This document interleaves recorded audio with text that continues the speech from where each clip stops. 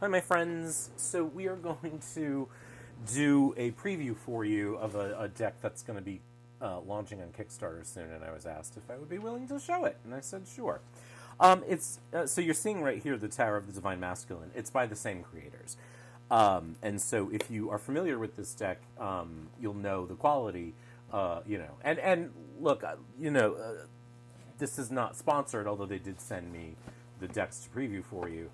What I want to do is I thought it was pretty. I said, hey, I'll show I'll show this off for you.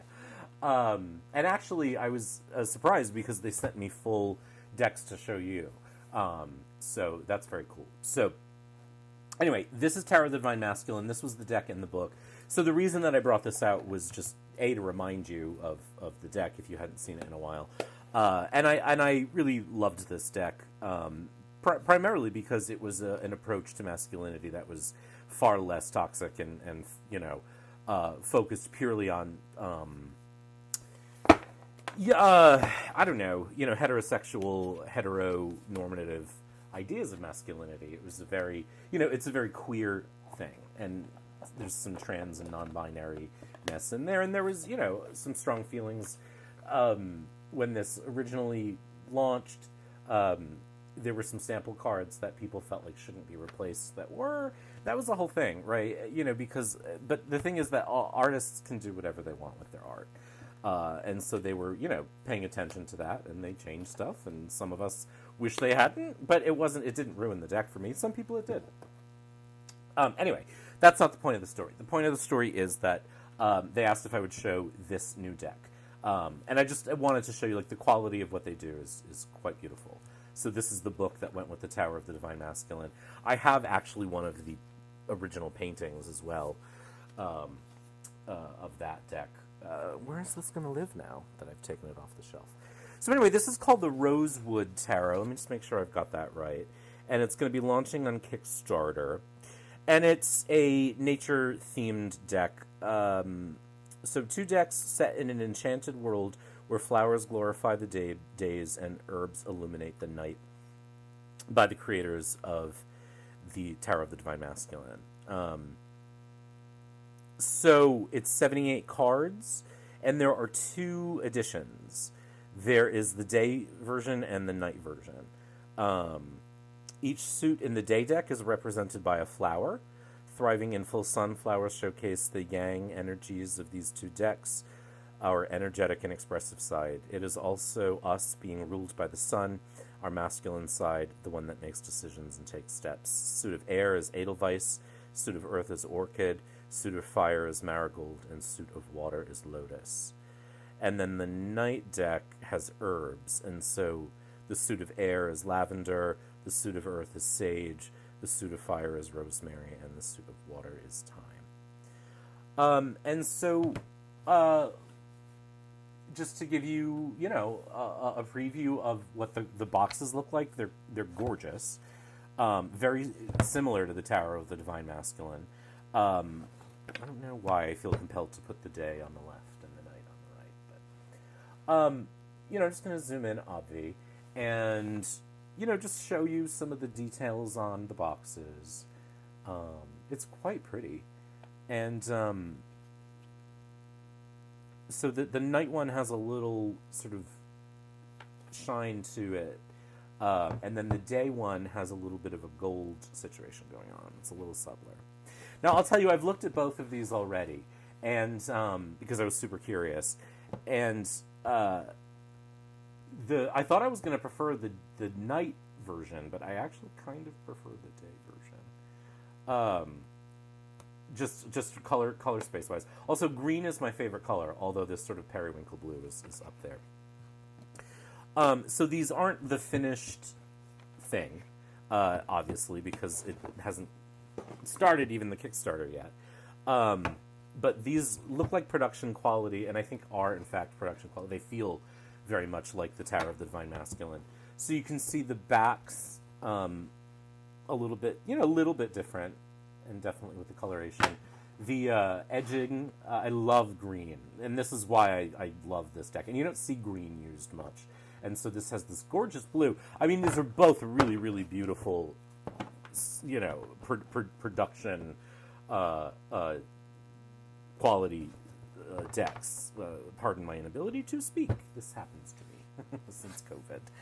And then the cards have sort of I don't know how to describe it. It's like a reflective kind of embellishment based on the imagery. And I thought actually they were like identical from day to night, but they're not. So there's slight, there's differences here. So I'm just going to walk through the decks for you to see them. And, again, they're similar, but you can see that there's different embellishments on the night version. There's a little bit of like shine there. These sort of, it looks like snowy highlights on the night, and then each of the night and the day have a moon and a sun on each of the cards. So it's quite breathtaking, as you can see. And it's funny looking at these now. Like last night when I looked at them, I said, "Oh, I think I prefer the day version." But now seeing them side by side, it's hard. It's actually harder to tell which one I prefer. Now, the other thing is that they're designed in such a way that they can kind of create, when you lay them out, a little bit of a panorama within the suits, but with each other, I think, too. So it's not like, oh my God, this looks like it was one painting, but there's a connection between them that lets you sort of read each as a panorama, which is the exact word I used already, and was the perfect word for it. I don't know why I'm trying to find a better one. So, so I think they're both really beautiful. This night sky, and you could, I think, if you wanted to, even sort of get both and mix them up, if you felt such inclination, because it's the same cardstock. Obviously, the backs and the edging will be different, but not a lot. So, I don't know. I just think it's quite beautiful. And I like the option of the day and the night, and I think there's just a real sort of beautiful, rich color quality to them. And then this cardstock, which is the same as the cardstock that they used for Tower of the Divine Masculine, feels really nice. Like, it's that velvety, I think, some folks call it gold, rose petal rather, finish. I have found that this version of that shuffles nicely with the Tower of the Divine Masculine. It's not a deck I use all the time for no reason other than that the decks that I use all the time are the ones that I use all the time. But, so you can see there's no people central, although in the day deck you will detect occasional human figures in the landscapes. The night deck I did not notice that, although I did notice occasional animals there. But obviously, the focus is not meant to be on the people. Sorry. See, there's an example of a human figure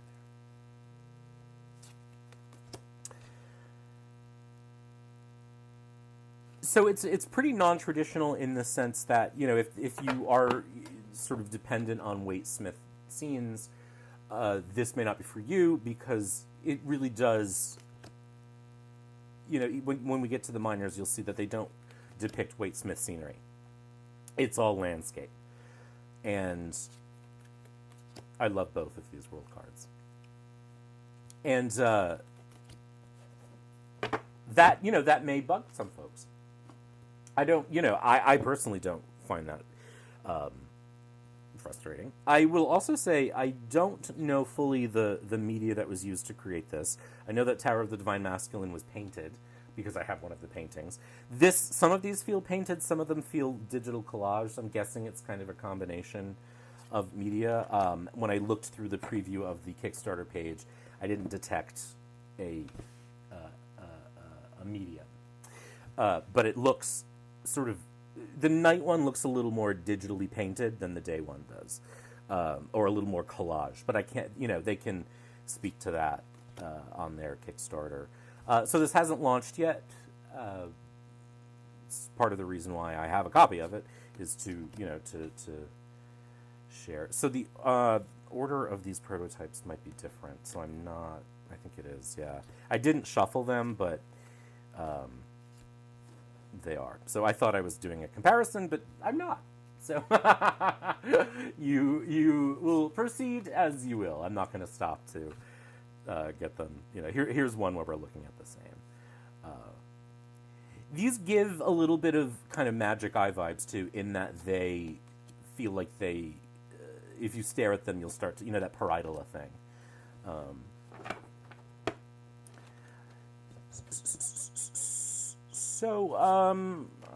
Yeah, I just,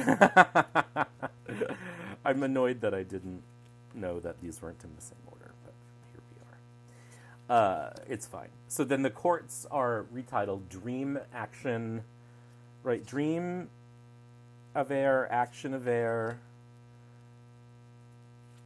Keeper of Air, and Wisdom of Air, which is, I think a nice a choice for a renaming. I think that it, makes sense given that this isn't focusing on human figures much. And also it sort of distills the court, first of all, to something non-royal.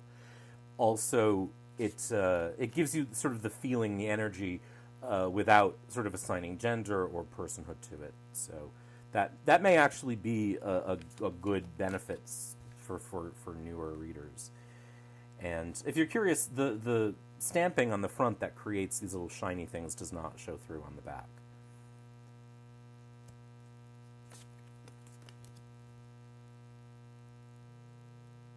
As I look at these, I get the sense that the day deck was created first, and then the night deck was sort of inspired, by that with digital manipulation, is what it looks like to me.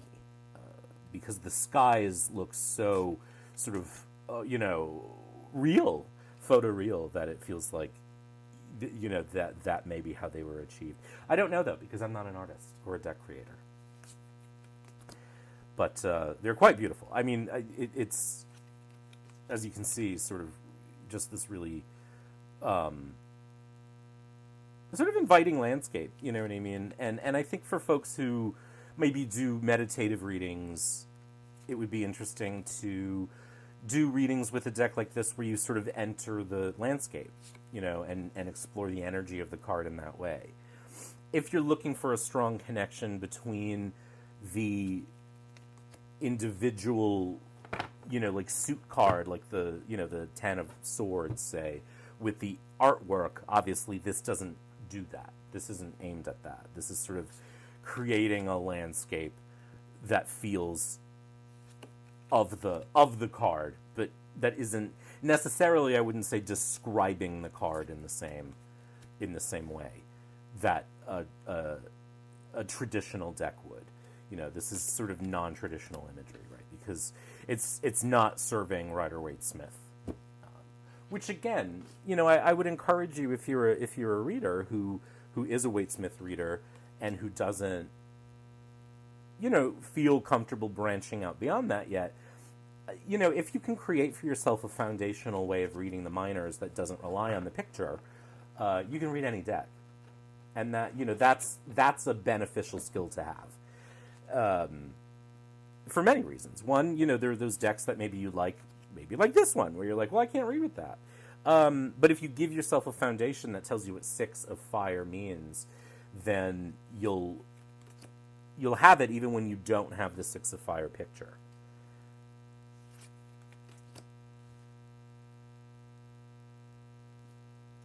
So having a foundation to live on is nice, because then it allows you to broaden your horizons in terms of the kind of contexts you can work with, because these images are context, even if they're not the traditional images.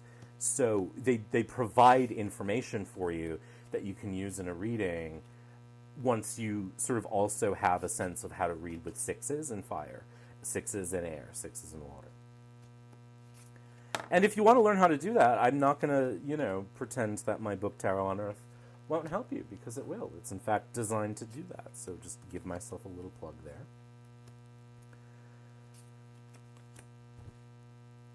but again, this is a very beautiful and rich landscape world to kind of live in, which is why I said yes. Honestly, I thought the paintings for Tarot of the Divine Masculine were gorgeous. Even though and I think, just to kind of go back to that original deck for them, I think that the changes that were made weren't anything substantial. I think a lot of or not even a lot, but some of the nudity and sexuality was removed for, I would wager in part because the creators were worried the deck wouldn't fund, and it did require a little bit of a push, if I remember correctly. But, again, it's a business, right? And they made that decision. To me, it did not impact the deck, but I'm also not the most visual reader, and so that's kind of the other interesting thing about me as a reader is that I really could work with any deck, because the image doesn't really matter that much to me, Like, it influences and it certainly creates a vibe, but it's not the immediate way that I read. And so I can work with any deck. It's just a matter of the ones that sort of want to work with me. And so there's a walkthrough of the two, mostly in order. I'm not going to shuffle both, but I will give you a sense of how the day deck shuffles, because that's the one that I think I prefer. It just feels a little sort of more handmade. I love the way the boxes have the day and the night on this. And knowing me, if I were,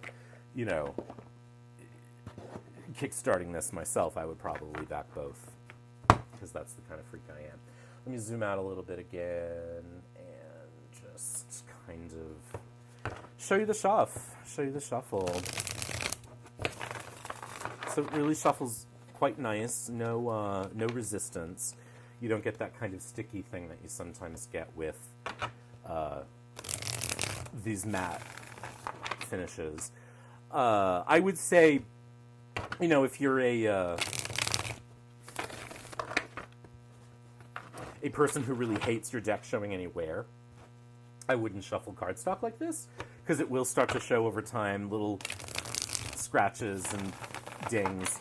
To me, I like my decks to look used, but if you don't enjoy that feeling, then maybe this is an overhand, but it riffles quite nice.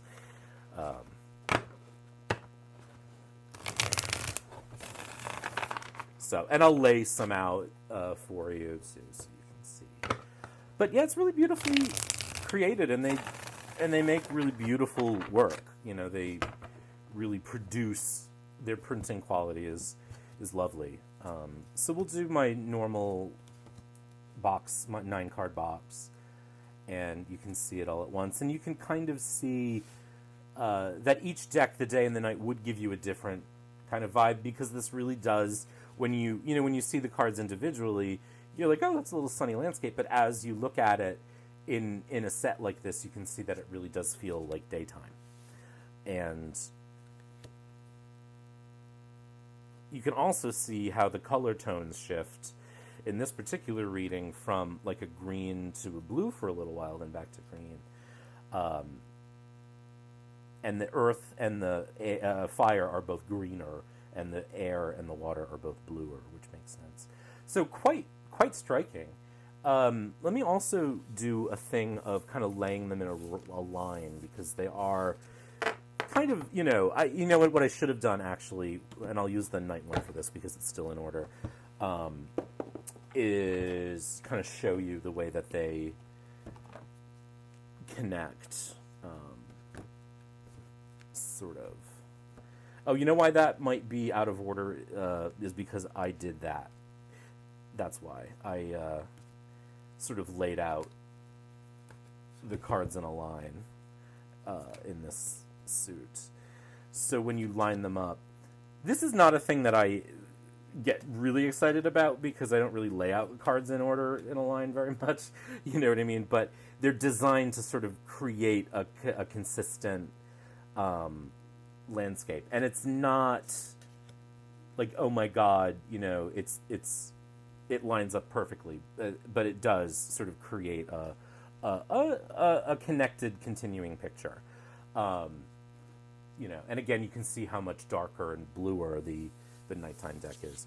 So yeah, I mean, I think they're really, really beautiful. I will link the